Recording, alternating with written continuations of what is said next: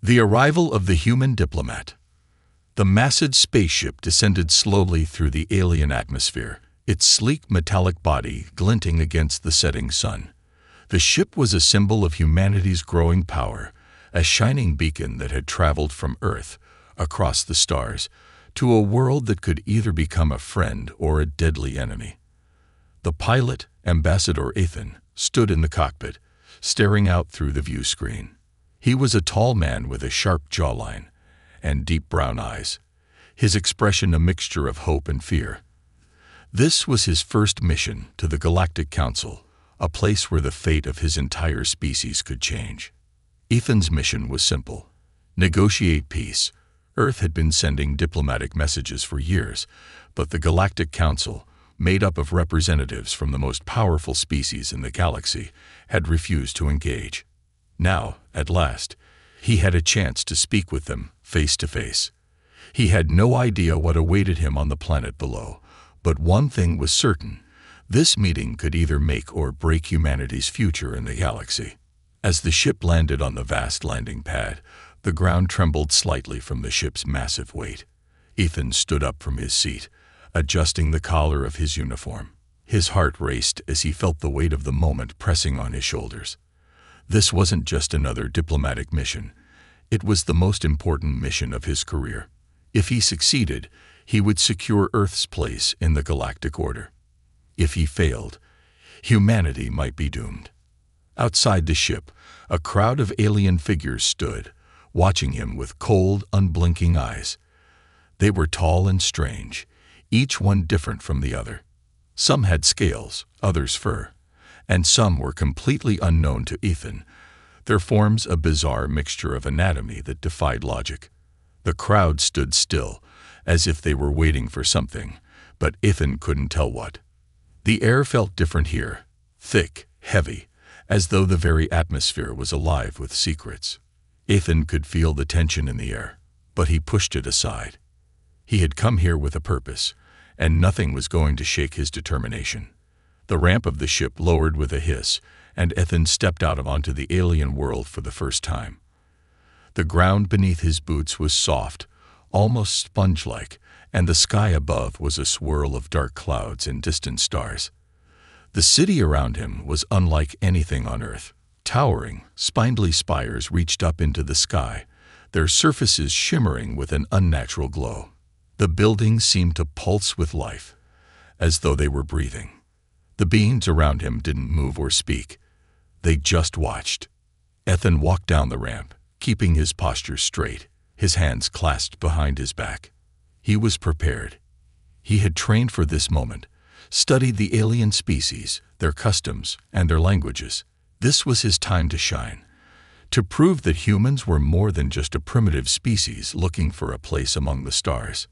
They had something to offer, but he had no idea just how dangerous the next few hours would be.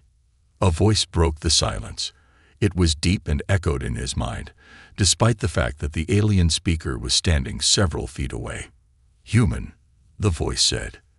The alien speaking was a creature that resembled a large insect, with many eyes that glittered like gems. Its voice was a strange mixture of clicks and growls, but somehow Ethan understood the words. "Follow me." Without waiting for a response, the insect-like alien turned and began to move, its long limbs clicking against the ground. Ethan hesitated for a moment, but then followed, his mind racing. The moment had come. The council awaited him. The alien led him through the city, their path winding through narrow streets and vast open plazas. The buildings around him seemed to shift and change as they walked, their forms twisting in ways that made Ethan dizzy. The sky was a deep purple, filled with strange constellations that he couldn't even begin to name. He had studied alien cultures, but nothing could have prepared him for this. Soon, they reached a large, circular structure that seemed to be made of polished stone. It was massive, the size of a football stadium, and its surface glimmered with strange symbols. At the entrance stood two guards, their bodies covered in dark armor, their eyes hidden behind helmets.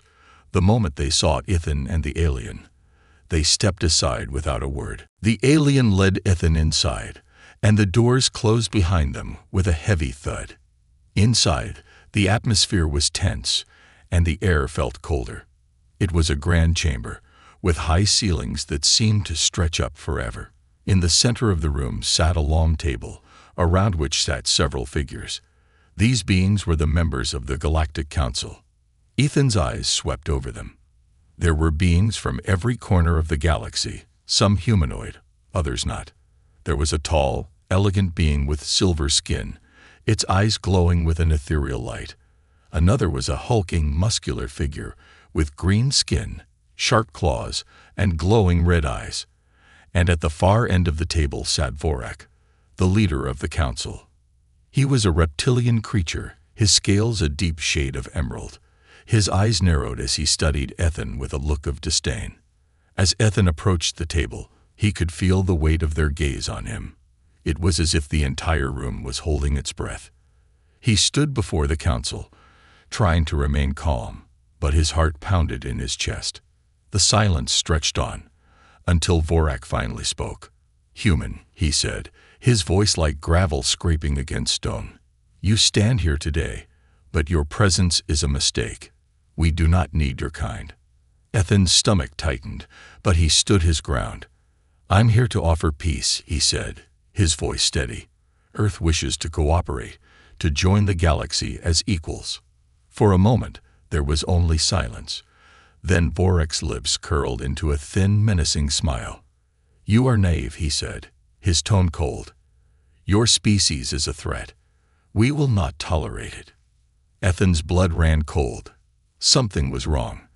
This was not going to be the peaceful meeting he had hoped for. The silence inside the council chamber felt unnatural. Ethan stood alone, facing the most powerful beings in the galaxy.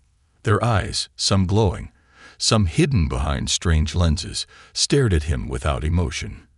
His words about peace still echoed in the air, but no one replied. The cold expression on Vorak's face remained unchanged. Suddenly, one of the council members, a tall and ghost-like creature named Zevra, leaned forward. Her voice was calm but sharp, cutting through the silence. "You speak of peace, human, but your species builds warships. Your people expand too fast. Your colonies grow without permission. You say you want unity, but we see ambition. We see danger." Ethan's heart sank. He had come prepared for questions, for doubt, even for fear, but he hadn't expected outright accusation. "Our ships are for defense only," Ethan replied carefully. "Earth has never started a war. We only want to explore and grow, just like every other species here once did." Vorak's deep voice rumbled from the end of the table. "And yet your kind already controls 3 outer sectors. You call them peaceful colonies, but we call it quiet invasion. We have watched. We have listened, and we no longer believe your words." Ethan opened his mouth to respond, but the tension in the room stopped him. He noticed small movements, guards shifting in the corners of the room, the way some council members whispered to each other, and how Vorak's hand rested on a small device on the table. Something wasn't right. Then Vorak stood. "You were given a chance, human," he said slowly, "but the decision has already been made." Ethan's breath caught. "What decision?" he asked. Vorak raised a clawed hand. "You are under arrest." Gasps filled the chamber, not from Ethan, but from some of the alien representatives. Even among the council, this was not expected. Ethan took a step back, stunned. "For what crime?" he demanded. "No crime," Vorak said. "Only truth. You are a symbol of human expansion, and symbols must be removed before they inspire action." 2 armored guards appeared behind Ethan. He turned, eyes wide, but didn't resist. He knew that if he made one wrong move, things could go even worse. "This is madness," he said. "You can't execute a diplomat. That breaks every treaty ever written between our peoples." Vorak's eyes narrowed. "We never signed your treaties." The guard seized Ethan's arms. Around the chamber, some council members looked away.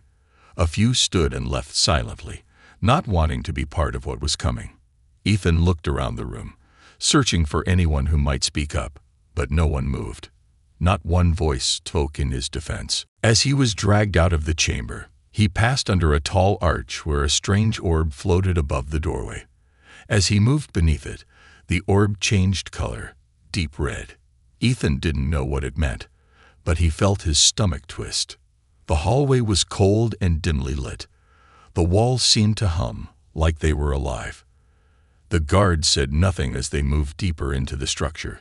Ethan tried to stay calm, but fear was growing inside him. This wasn't just a failed mission. This was a trap. Earth had sent him as a message of peace, but now that message was being erased.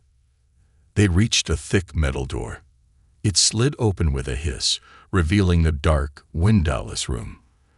The guards shoved him inside and locked the door behind him. Ethan stood alone in the shadows.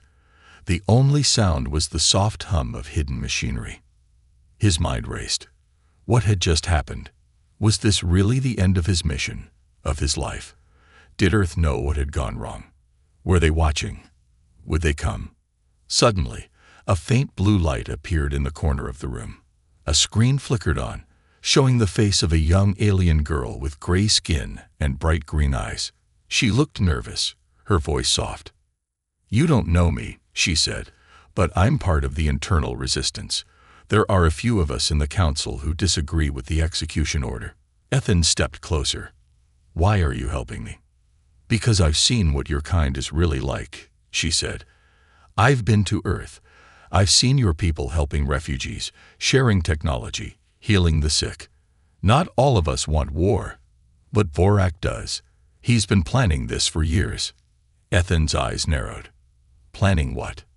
The girl hesitated. "The destruction of Earth. Your execution is just the beginning. He wants to start a war and make sure your people can't fight back." The screen went dark. The room returned to silence. Ethan stood still, his heart pounding. The pieces were falling into place. His execution was a move in a larger game, a game that could end humanity. He looked around the dark room, now more a cage than a prison. But his spirit, though shaken, was not broken. He had to escape. He had to warn Earth. The chamber stayed dark for a long time.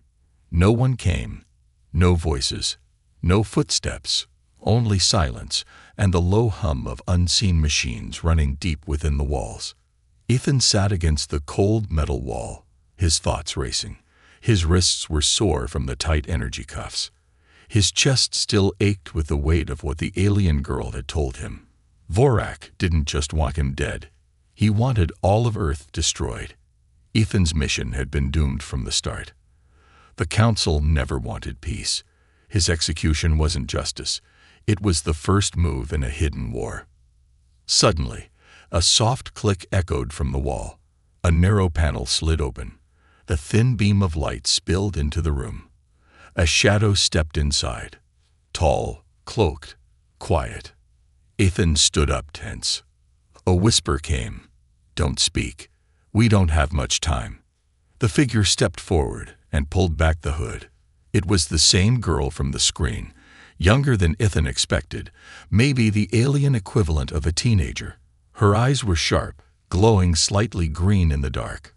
"I disabled the surveillance for a few minutes," she said, moving quickly to his cuffs. She pulled a small tool from her sleeve and pressed it against the restraints. A flash of blue light sparked, and the cuffs fell open. "Who are you?" Ethan whispered, rubbing his wrists. "My name is Callie. My family once supported Vorak, but we saw what he was becoming. Power-hungry, obsessed with control. He talks about peace, but he dreams of conquest. Your people scare him. He doesn't understand you, so he wants to destroy you." Ethan looked at her with wide eyes. "Why help me?" Kaylee's expression softened. "Because I believe we don't have to fear each other. Because I believe your death will start a war this galaxy can't survive."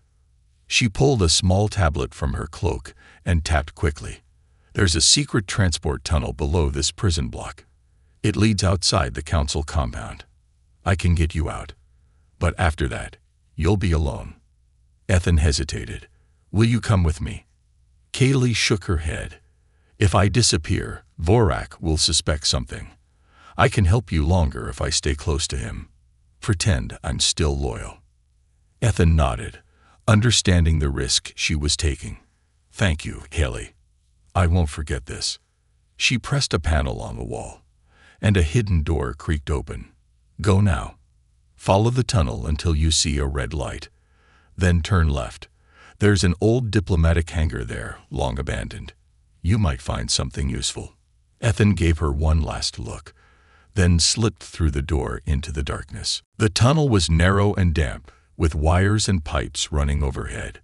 Strange green moss clung to the walls.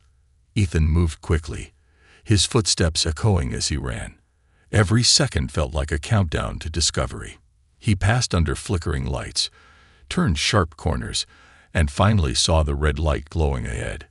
He turned left, just like Kaylee said. The hangar door was heavy and old. He pushed it open with effort, dust spilling into the air. Inside, the room was massive and silent. Broken tools and crates littered the floor. At the far end, hidden beneath a heavy tarp, was something that made Ethan's heart race. A ship.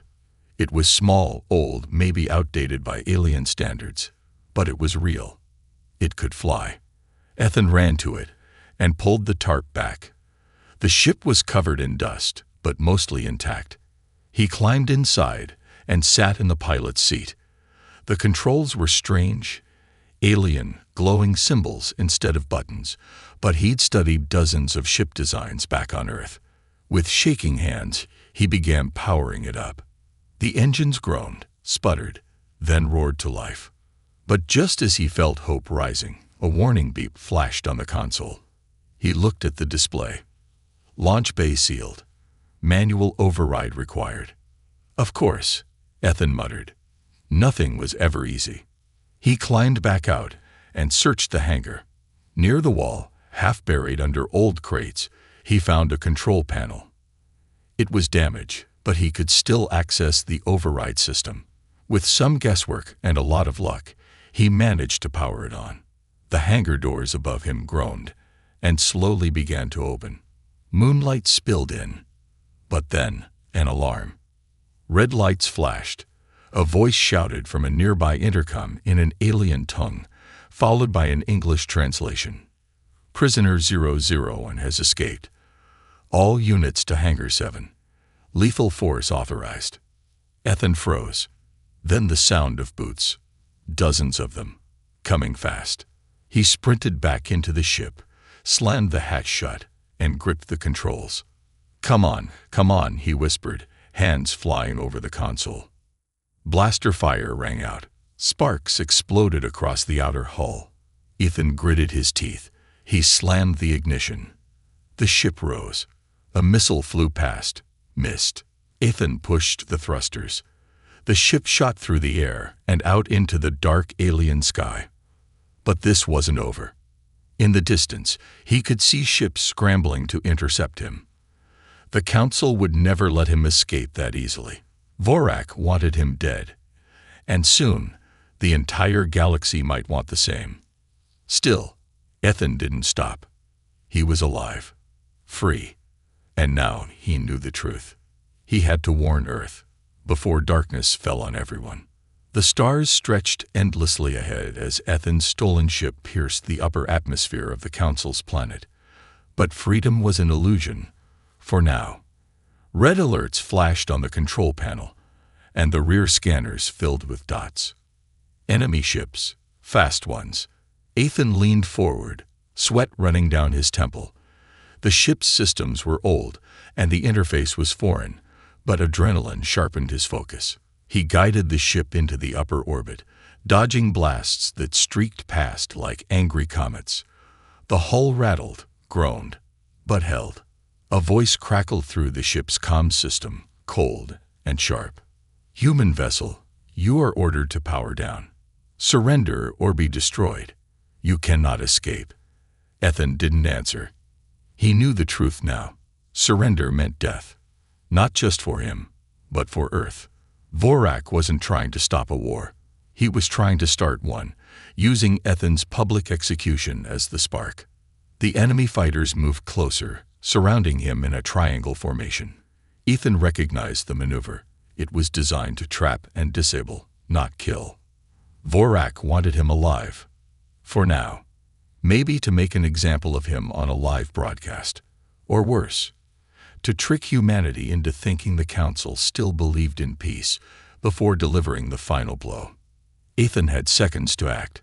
He scanned the radar and spotted a narrow debris field up ahead. Broken satellites, ship wreckage, junk floating in low orbit. Dangerous, unpredictable, but better than certain death. He angled the ship sharply and dove into the debris. The Council ships followed, but they weren't built for tight maneuvering through chaos. Ethan twisted and weaved through broken metal, scraping hull, and dodging sharp fragments. One of the enemy ships clipped a floating engine core. It exploded in a flash of blue energy, taking the ship with it. Another followed, until only one remained. But Ethan had spotted something else. A signal. Weak, but familiar. He boosted the signal through the comms. A voice responded, garbled but clear enough. "This is Outrider Echo. Identify yourself. Unknown ship." Ethan's heart jumped. The Outrider Echo was a deep space listening post operated by humans. It was far from Earth, floating quietly near the edge of the neutral zone. Just close enough for contact, just far enough to avoid political attention. "This is Envoy Ethan Cross of Earth. I am under attack by Council forces. I have critical intelligence. Do not engage. Request immediate secure channel." There was a long pause. Then, "Copy that, Envoy. Divert to beacon signal 142. We'll cloak you." At the same moment, the Council fighter fired a missile directly at Ethan's engines. He spun the ship, the missile barely grazing the wing. Sparks lit up. The ship jerked and dropped. Systems flickered. Ethan shouted over the console as warning lights exploded around him. Then, from the blackness of space, a human stealth ship emerged like a ghost. Its surface shimmered like liquid metal. One shot fired from its hull. Clean, silent, precise. The Council fighter exploded into a silent bloom of fire. "Welcome aboard," the human captain said through comms. "Let's get you out of here." A tractor beam locked onto Ethan's damaged ship, pulling it into the stealth vessel's docking bay. When the hatch opened, Ethan stumbled out, greeted by armed soldiers in dark armor. A woman in a command uniform stepped forward. Commander Maris, head of Outrider Echo. "You've got some nerve showing up like this," she said, frowning. "Half the galaxy's looking for you. Council's calling you a traitor." Ethan stood tall, bruised, bleeding, but unbroken. "They're lying. And if we don't act now, Earth will be gone within weeks." He followed her into the command center, where a giant screen displayed real-time data from across the galaxy. Ethan plugged in the drive Kaylee had given him. Instantly, alien documents, intercepted plans, and recorded transmissions filled the display. Vorak's secret campaign to crush Earth was exposed. Black budget fleets, secret construction yards, hidden weapon testing on Council worlds. Maris looked stunned. "My God, this is war." "No," Ethan said. "This is the beginning. Vorak doesn't just want war. He wants to erase us. I need to reach Earth Command. Now." Maris nodded and began transmitting the data back to Earth using secure burst channels. But then, alarms. A technician turned from his console, face pale. Council ships incoming. Not a patrol. A fleet. They tracked his signal. Ethan's blood went cold. "They're not waiting. They're moving now." Maris clenched her jaw. "Then we hold them off. You, come with me.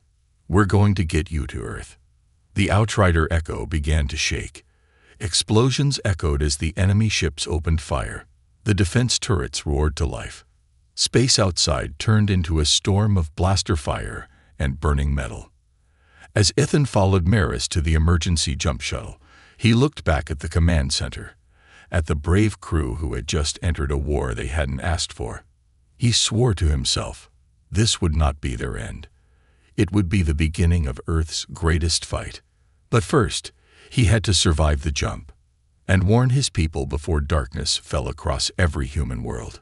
The jump drive activated with a thunderous pulse, and the stars outside stretched into endless lines of light. Ethan felt his body pressed against the seat as the emergency shuttle leaped into hyperspace.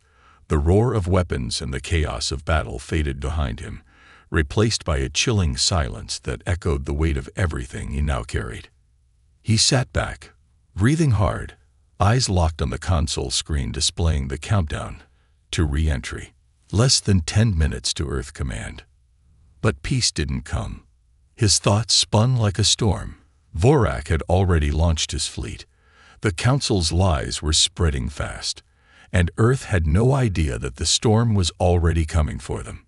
A soft chime broke the silence. Incoming message. Source: Earth Defense Network. Ethan sat up and tapped the screen. A tired, older man with silver hair appeared. General Marcus Talon, Supreme Commander of Earth's forces. Ethan, the general said, voice calm but wary. We received the packet. Is it real?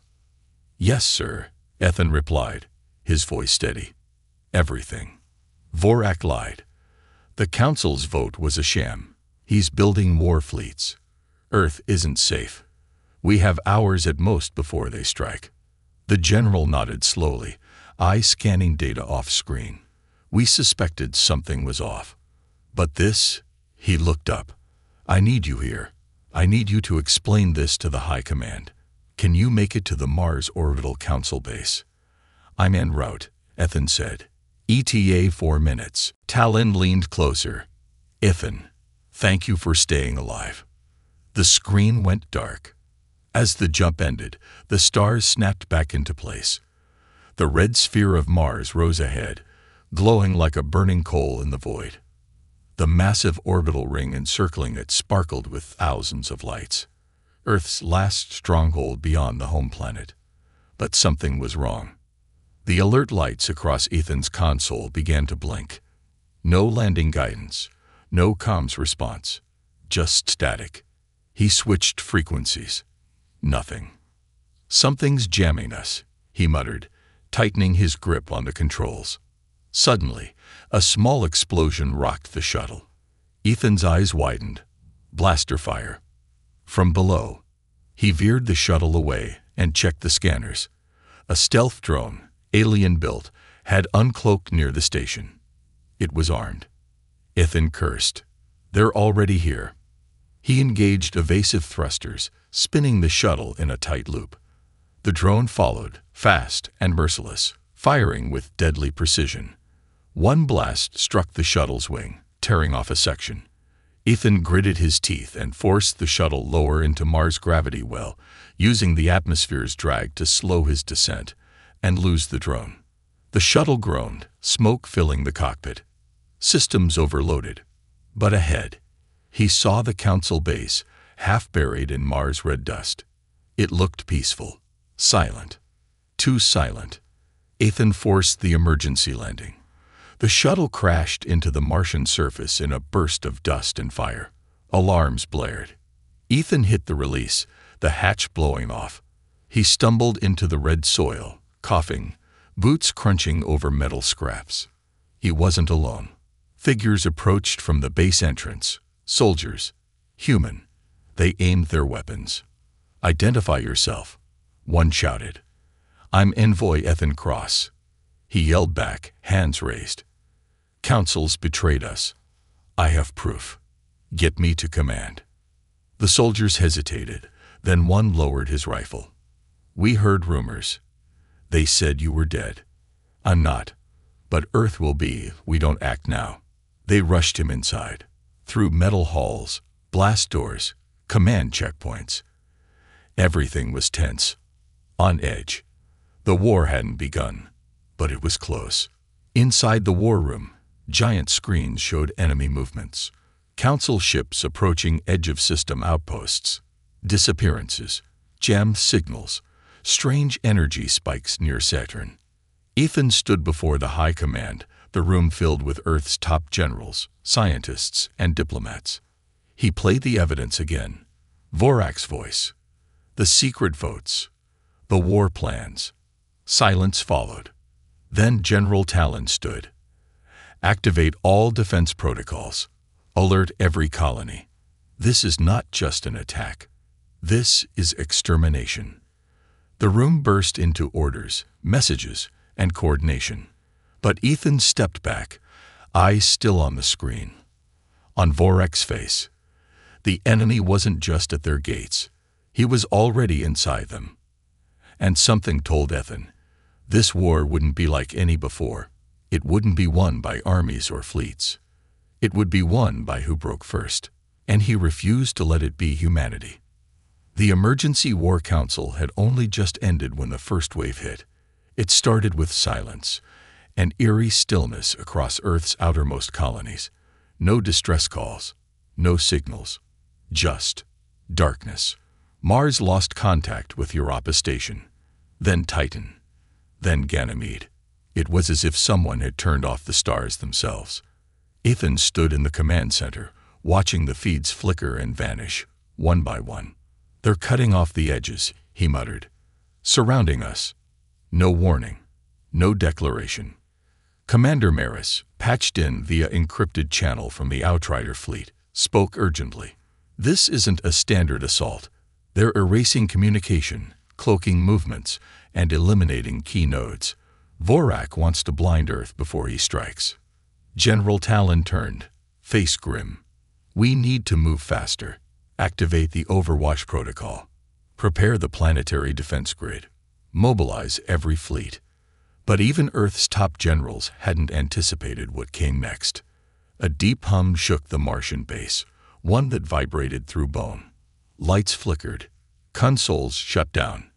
EMP wave detected, shouted a technician. System-wide disruption, coming from low orbit. Without waiting, Ethan ran to the nearest viewport.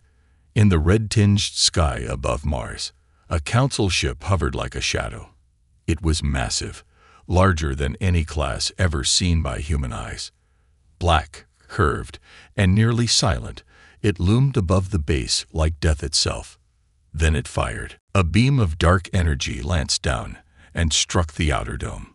The impact didn't explode. It imploded. Steel twisted. Glass vanished. Men and women were pulled into nothingness. Ethan ducked as the pressure wave hit. Fire alarms screamed. Sirens wailed. He stumbled through the corridor, helping the wounded soldier to her feet. Around them, chaos erupted. We have to get to the emergency command pod, someone yelled. If that ship takes out the core, we lose control of Mars. Ethan didn't hesitate. He grabbed the soldier's arm and ran, dodging sparks, debris, and smoke. The base shook under their feet. Every corridor felt smaller, the threat growing closer. By the time they reached the core control center, half the systems were down. Only a few officers remained, and the outer shields were failing. But Ethan wasn't here to fight a normal war. He ran to the interface console and plugged in Kelly's device, the one she had risked her life to deliver. It activated with a shimmer of light. Symbols flowed across the screen. "What are you doing?" barked an officer. "I'm uploading a virus Vorak doesn't know about," Ethan replied, fingers moving fast. It was buried in their own files. A backdoor. If it works, we can shut down that ship's cloaking system. Maybe even its power core. A pause. Then the screen blinked. Access granted.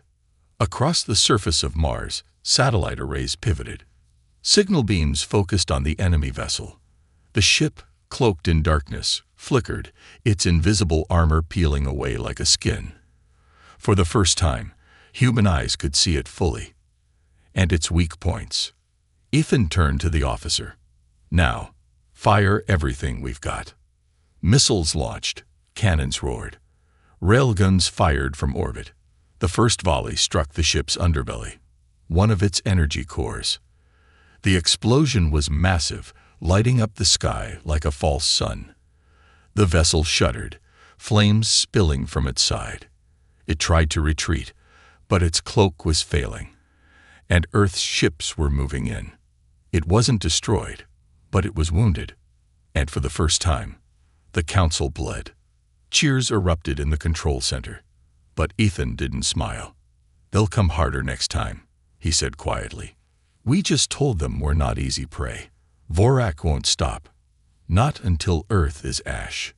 General Talon entered the room, limping from a blast injury, but still standing strong. "You were right, Ethan. We weren't ready. But now the entire world's seen this. The people know. The soldiers know. Vorak just gave us something we didn't have before." "What's that?" Ethan asked. "A reason to fight," Talon said. "Not just to survive, but to win." Outside, the remnants of the first enemy wave scattered. But beyond the edge of the solar system, Vorak watched from his command ship. He saw the flames, the human defiance, the broken stealth cruiser spiraling through Martian orbit. He said nothing. Then, in his cold, layered voice, he gave a single order. "Begin Phase 2. Earth had never been so silent. Not because the people were quiet, but because they were holding their breath." News of the Martian defense spread faster than light. Across colonies and stations, in bunkers and battleships, the name Ethan Cross echoed as the one who warned humanity of the coming storm. And now, the storm was here. But it wasn't fire that came next. It was something worse. From the dark edges of space, dozens of Council warships appeared, massive, black, shaped like the bones of extinct beasts. They didn't send warnings. No messages, no ultimatums. They just hovered, watching. On Earth's surface, cities flickered under defensive shields. The skies were full of ships. Civilians were evacuated underground. Troops lined every base, every launch platform, ready for a fight they might not survive. Inside the Mars Command Center, Ethan stood with General Talon and a council of Earth's remaining leaders. A hologram flickered before them, showing Earth surrounded like a caged animal. "We won one battle," said Admiral Kerr from Lunar Command. "But this is different. They're not testing us. They're preparing to end us." Ethan stepped forward. "That's why we don't wait for the attack." The room turned to him. "We hit them. Not with brute force. Not with fleets. With chaos. Disruption. We go inside their command structure. Use what Kaylee died to uncover. Their system still holds fragments of human code. Our virus got in once. We can do it again." General Talon narrowed his eyes. "You're suggesting sabotage. I'm suggesting we make them fear us like they never have." Ethan said, "I'll go. I'll take a ghost team. Insert on Vorak's flagship. If we destroy his central eye core, that's suicide," someone muttered. Ethan didn't blink. Maybe. But it might be the only way to win without losing billions. There was a long pause. Then Talon nodded. "Then you have my approval. Take who you need." 2 days later, the silent void welcomed Ethan again. This time, in a stealth interceptor shaped like a shadow. Beside him, a hand-picked team of specialists. Hackers, pilots, soldiers who had seen too many wars to be afraid of one more. The mission was simple. Get aboard Vorak's flagship, find the core, destroy it. The ship appeared ahead. Vorak's command vessel, larger than any human city, floating like a silent god in the void. Invisible to most sensors, but not to Ethan. He still had the virus. "Approaching insertion point," whispered Pilot Rios. "Activating cloak." They slid past enemy sensors, riding blind spots and pulse shadows. At close range, they launched pods that attached to the hull with silent thuds. Ethan's heart pounded as he breached the hull, cutting through layers of alien metal. Inside, the corridors were dark, cold, pulsing with energy. The ship felt alive. and it was watching. They moved fast. Ethan led them through narrow vents and hidden shafts, maps drawn from stolen council data. But then they were spotted. A patrol of tall, armored guards appeared ahead, their eyes glowing with red light. "Contact," shouted Rios. The fight was short, brutal. Earth's soldiers didn't hold back. Ethan fired, moved, covered his team. Blood and sparks sprayed across the corridor. When it was over, 3 guards lay dead. But the alarm was already ringing. "We're out of time," said Hacker Lena. "If I can get to their data core, I can trigger a cascade. Fry their AI network." "Do it," Ethan said. They reached the core chamber, a vast space, with a glowing sphere suspended in the center, surrounded by floating glyphs and whispering voices. Lena rushed to the terminal, fingers flying, sparks flying. Almost there, a deep voice boomed behind them. Too late. Vorak stepped from the shadows, tall, terrible, wearing armor forged in darkness. "You humans never learn," he said. "One victory, and you think you've evolved. But you're still what you've always been. Fragile." He lifted his hand, energy forming. Ethan stepped forward. "And you're still what you've always been. Afraid." He threw the last of the human virus code, a small device, into the core. It pulsed, then exploded in light. The ship shook violently. Vorak screamed, not in pain, but in fury, as systems collapsed around him. The AI sphere cracked, energy arcing through the walls. Ethan turned to his team. "Run." They sprinted. The ship tore itself apart from within. Explosions followed. As they reached their extraction pods, Ethan looked back one last time, at the collapsing empire behind him. Back on Earth, people watched the skies. Then the enemy ships stopped. One by one, they powered down. Cloaking fields failed. Weapons went silent. No attack came. Ethan's mission had worked. The core command of the Council was broken. Vorak's fleet, confused and leaderless, retreated into the void. Earth had survived. But more than that, it had changed. Now, the galaxy knew that humans were not weak, not prey. They were something else entirely. They were the storm.